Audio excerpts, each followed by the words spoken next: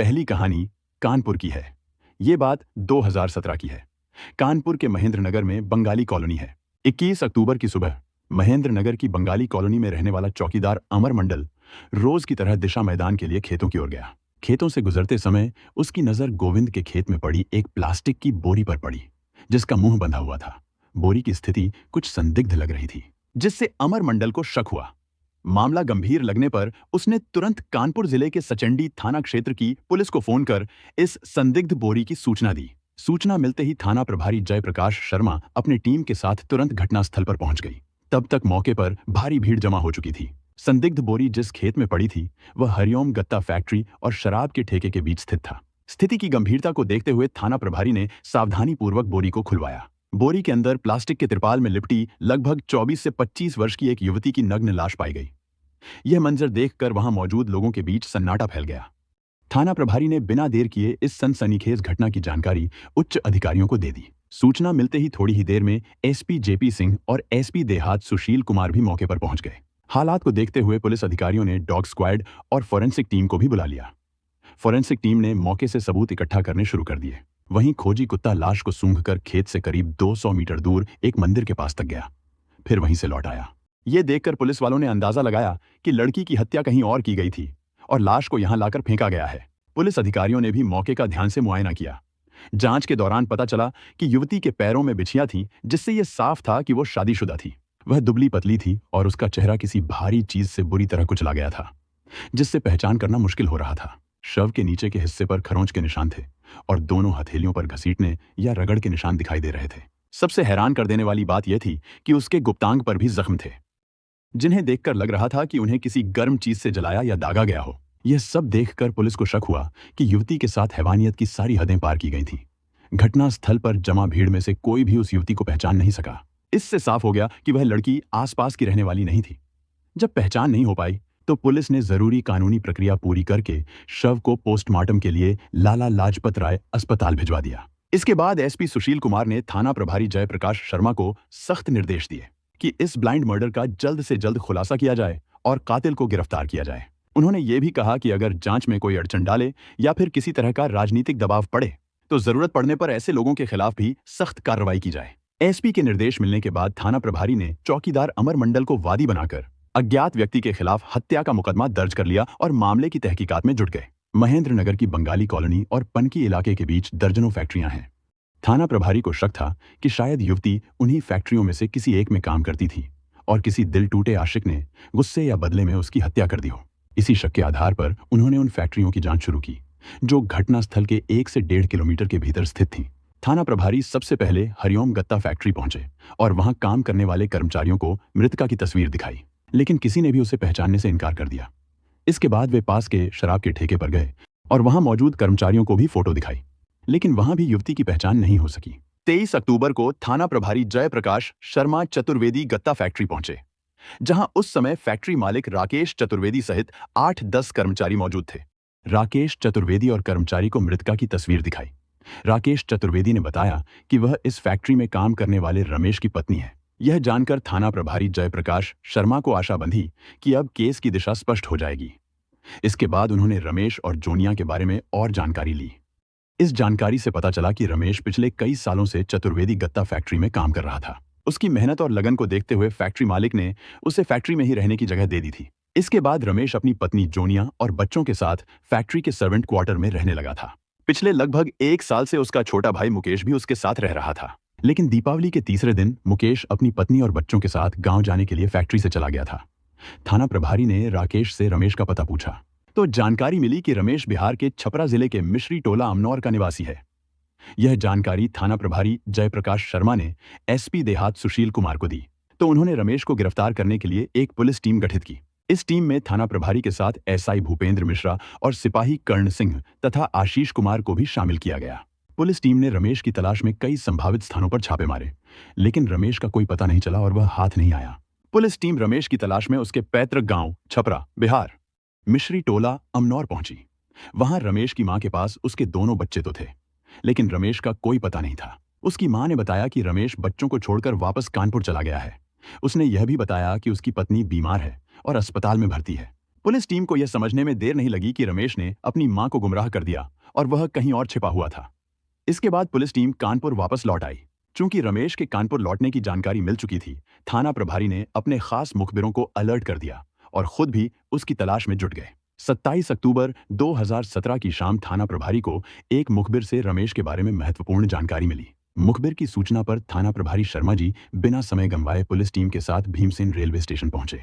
वहां पुलिस को देख एक युवक तेजी से पटरियां फांदकर भागा, लेकिन पुलिस ने उसे पकड़ लिया। उस युवक ने अपना नाम रमेश बताया। पुलिस टीम उसे थाने ले आई। थाने में जब पुलिस ने रमेश से उसकी पत्नी जोनिया की हत्या के बारे में सवाल किया, तो उसने कहा कि उसे इस हत्या के बारे में कुछ नहीं पता। पुलिस को लगा कि वह झूठ बोल रहा है, इसलिए उससे सख्ती से पूछताछ की गई। अंततः रमेश ज्यादा देर नहीं टिक सका और उसने अपनी पत्नी की हत्या का जुर्म स्वीकार कर लिया। रमेश के बयानों के आधार पर अवैध रिश्तों से जुड़ी जो सनसनीखेज कहानी सामने आई, वह इस प्रकार थी। बिहार के छपरा जिले के मिश्री टोला अमनौर में हरेंद्र राम अपने परिवार के साथ रहता था। उसके परिवार में पत्नी कमला और 2 बेटे रमेश और मुकेश थे। हरेंद्र राम एक प्राइवेट नौकरी करता था, लेकिन उसकी आर्थिक स्थिति ज्यादा अच्छी नहीं थी, जिससे वह अपने बेटों को मिडिल क्लास से ऊपर की शिक्षा नहीं दिला सका। बड़ा बेटा रमेश नौकरी की तलाश में था। उसका एक दोस्त जय कुमार बेंगलुरु में किसी फैक्ट्री में काम करता था। होली के त्योहार पर जब जय कुमार घर आया, तो रमेश ने भी बेंगलुरु में अपनी नौकरी लगाने की बात की। शुरुआत में जय कुमार ने बेंगलुरु को एक खर्चीला शहर बताते हुए इनकार किया, लेकिन रमेश के आग्रह पर वह उसे साथ ले जाने के लिए राजी हो गया। जय कुमार ने रमेश को बेंगलुरु ले जाकर कई दिनों की मेहनत के बाद उसे एक खिलौना बनाने वाली फैक्ट्री में काम दिलवा दिया। कुछ महीनों तक जय कुमार ने उसे अपने पास रखा। फिर जिस फैक्ट्री में रमेश काम करता था, उसके पास ही उसने रमेश के लिए किराए पर एक कमरा दिलवाया। रमेश वहां रहने लगा और काम करने के बाद वह कुछ पैसे अपने परिवार को भी भेजने लगा। रमेश जिस खिलौना फैक्ट्री में काम करता था, उसी फैक्ट्री में मोनू नाम का एक लड़का भी काम करता था।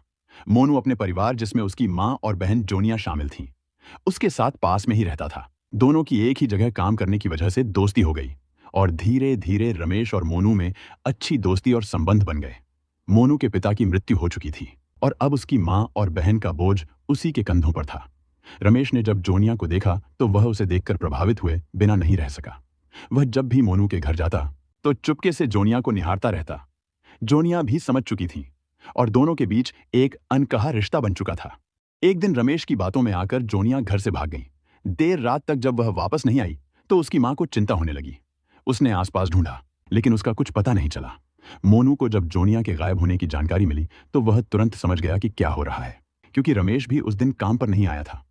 मोनू ने अपनी मां को बताया कि जोनिया रमेश के साथ चली गई हैं। उसने अपनी मां को यह भी बताया कि रमेश अच्छा लड़का है और वह जोनिया को खुश रखेगा, लेकिन इस कदम को उठाना उनके लिए सही नहीं था। 2 दिनों बाद जोनिया रमेश के साथ मंदिर में शादी करके अपने घर आ गई, ताकि अपनी मां और भाई से आशीर्वाद ले सके।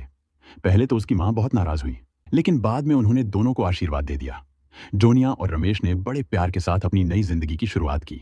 दोनों एक दूसरे को बेहद प्यार करते थे और रमेश जोनिया की हर जरूरत को पूरी करने में कोई कसर नहीं छोड़ता था। बेंगलुरु में हंसी खुशी से रहते हुए 5 साल कब बीत गए, दोनों को इसका एहसास ही नहीं हुआ। इन 5 सालों में जोनिया ने 2 बच्चों अंकित और अंजू को जन्म दिया। जब बच्चों के जन्म के बाद परिवार का खर्च बढ़ा तो बेंगलुरु जैसे बड़े शहर में परिवार का पालन पोषण करना कठिन हो गया। इस वजह से रमेश ने बेंगलुरु छोड़ दिया और अपनी पत्नी और बच्चों के साथ कानपुर आ गया। यहाँ उसने पनकी स्थित चतुर्वेदी गत्ता फैक्ट्री में काम करना शुरू किया और भौंती में किराए का मकान लेकर अपने परिवार के साथ रहने लगा। रमेश एक मेहनती इंसान था और उसने अपनी मेहनत और लगन से फैक्ट्री मालिक राकेश चतुर्वेदी का विश्वास जीत लिया। राकेश ने खुशी खुशी रमेश को मजदूरों का सुपरवाइजर बना दिया और उसे फैक्ट्री के अंदर रहने के लिए एक कमरा भी दे दिया। फैक्ट्री में रहने के लिए कमरा मिलने के बाद रमेश ने भौंती वाला कमरा खाली कर दिया और पत्नी और दोनों बच्चों के साथ फैक्ट्री में रहने लगा। समय गुजरता गया और एक दिन रमेश को उसके पिता ने फोन किया। पिता ने सलाह दी कि उसके छोटे भाई मुकेश को अपने पास बुलाकर किसी फैक्ट्री में काम पर लगा दिया जाए, तो वह सुधर सकता है। रमेश को पिता की बात उचित लगी तो उसने अगस्त 2016 में गांव जाकर मुकेश को अपने साथ कानपुर ले आया। रमेश ने उसे अपनी फैक्ट्री से कुछ दूर स्थित हरिओम गत्ता फैक्ट्री में काम पर लगा दिया। मुकेश की ड्यूटी सप्ताह के दिन की होती थी और दूसरे सप्ताह रात की। कभी कभी वह ओवरटाइम भी कर लेता था। मुकेश के साथ रहने पर जोनिया को कोई परेशानी नहीं हुई। मुकेश भी भाभी की हर बात मानता था और अपना वेतन भी उसी के हाथ में रखता था। वह जोनिया और उसके बच्चों को बहुत प्यार करता था। चंद महीनों में ही मुकेश और जोनिया एक दूसरे को मन ही मन चाहने लगे। मुकेश जहां भाभी की खूबसूरती पर फिदा था, वहीं जोनिया को भी मुकेश का साथ अच्छा लगने लगा। दरअसल 2 बच्चों की मां बनने के बाद रमेश ने जोनिया की तरफ ध्यान देना बंद कर दिया था और अब जब मुकेश ने उसे सहारा दिया तो वह धीरे धीरे उसकी ओर आकर्षित होने लगी। एक दिन शाम को रमेश अपने दोस्त अजय के गांव रनिया चला गया, जहां अजय की बहन की शादी थी और उसे रमेश ने आमंत्रित किया था। रात 8 बजे मुकेश भी ड्यूटी पर चला गया, लेकिन उस रात बिजली न आने के कारण फैक्ट्री में काम रुक गया। मुकेश रात करीब 11 बजे वापस कमरे पर लौट आया। उसने दरवाजा खटखटाया तो जोनिया नींद से जागी और दरवाजा खोला। उस वक्त जोनिया नाइटी पहने थी और नींद से उठी हुई लग रही थी। मुकेश की नजरें कुछ पल के लिए ठहर गईं। घर में रमेश भी मौजूद नहीं था। अकेलेपन और लंबे समय से दबी भावनाओं के चलते दोनों के बीच की दूरी टूट गई। उस रात दोनों बहक गए और रिश्तों की सारी सीमाएं लांघ बैठे। उस दिन के बाद मुकेश और जोनिया जब भी मौका मिलता अपनी चाहत पूरी करने लगे। सब कुछ इतनी सावधानी से चलता रहा कि किसी को उन पर कभी शक नहीं हुआ। लेकिन एक दिन वो हो गया जिसकी दोनों ने कल्पना भी नहीं की थी। दोपहर के वक्त रमेश अचानक काम से जल्दी लौट आया। कमरे में जो नजारा उसने देखा उसने उसे हिलाकर रख दिया। मुकेश और जोनिया आपत्तिजनक हालत में थे। रमेश ने खुद के साथ हुए धोखे पर गुस्से में दोनों को जमकर खरी-खोटी सुनाई और सख्त हिदायत दी कि भविष्य में यह गलती फिर न दोहराई जाए। जोनिया और मुकेश ने हाथ जोड़कर माफी मांग ली और सुधार का वादा किया। लेकिन कुछ ही दिनों में फिर से उनके बीच की नजदीकियां लौट आईं। फर्क बस इतना था कि अब वो पहले से ज्यादा सतर्क हो गए थे।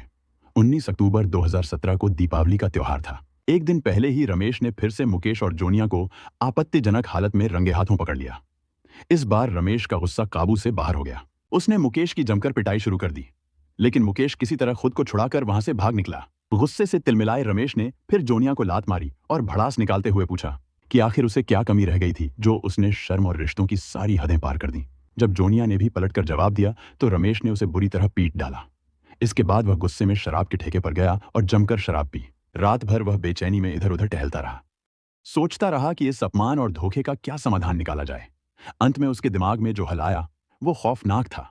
19 अक्टूबर 2017 दीपावली की रात थी। जहां एक ओर सब लोग त्योहार की खुशियों में डूबे थे, वहीं रमेश अंदर ही अंदर अपनी बनाई खौफनाक योजना को अंजाम देने की तैयारी कर चुका था। फैक्ट्री में छुट्टी के चलते माहौल शांत था, कोई आवाज नहीं थी और यही रमेश के लिए मौका था। उसने पहले से एक प्लास्टिक का तिरपाल खरीद रखा था। आधी रात के बाद उसने जोनिया से झगड़ा शुरू किया। बात हाथापाई तक पहुंची और जब जोनिया ने भी जवाब दिया तो रमेश पूरी तरह बेकाबू हो गया। उसने उसे जबरन निर्वस्त्र कर कमरे में बंद कर दिया और उसके साथ हैवानियत की सारी हदें पार कर दी। उसने गर्म चिमटे से उसके संवेदनशील हिस्सों को दागा। जोनिया दर्द से तड़पने लगी तो उसके मुंह में कपड़ा ठूंस दिया ताकि कोई चीख सुन न सके। कुछ देर बाद जब वह बेहोश हो गई तो रमेश ने लोहे की रॉड से उसके सिर पर कई वार कर उससे मौत की नींद सुला दिया। यह वारदात इंसानियत को झकझोर देने वाली थी। जिस प्यार से रिश्ता शुरू हुआ था उसका अंत इतनी क्रूरता से होगा। पत्नी की बेरहमी से हत्या करने के बाद रमेश ने उसकी लाश को प्लास्टिक के तिरपाल में लपेटा और एक बड़ी प्लास्टिक की बोरी में भरकर उसका मुंह कसकर बांध दिया। पूरे दिन तक जोनिया की लाश उसी कमरे में पड़ी रही। रात के अंधेरे में जब सब सो रहे थे, रमेश ने बोरी को साइकिल पर रखा और फैक्ट्री से करीब 1 किलोमीटर दूर बंगाली कॉलोनी के पास एक सुनसान खेत में फेंक आया। अगली सुबह चौकीदार अमर मंडल रोज की तरह खेतों की ओर गया। तभी उसकी नजर गोविंद के खेत में पड़ी एक संदिग्ध बोरी पर गई, जिसे कुछ कुत्ते नोचने की कोशिश कर रहे थे। उसे शक हुआ कि बोरी में कोई लाश हो सकती है। फौरन उसने थाना सचंडी को इस बारे में सूचना दे दी। यही सूचना आगे चलकर पूरे मामले की गुत्थी सुलझाने की पहली कड़ी बनी। रमेश से सख्ती से पूछताछ के बाद जब पुलिस ने उसे घटनास्थल की निशानदेही के लिए साथ लिया तो उसने हत्या में इस्तेमाल किया गया लोहे का रॉड और चिमटा झाड़ियों से बरामद करवा दिया, जिन्हें उसने वारदात के बाद फैक्ट्री के बाहर फेंक दिया था। सबूत और जुर्म कबूलने के आधार पर पुलिस ने रमेश को 28 अक्टूबर 2017 को कानपुर कोर्ट में पेश किया। रिमांड मजिस्ट्रेट के सामने पेशी के बाद केस की सुनवाई अदालत में चली। तमाम गवाहों, सबूतों और बयान दर्ज होने के बाद कोर्ट ने रमेश को दोषी करार देते हुए उम्र कैद की सजा सुनाई।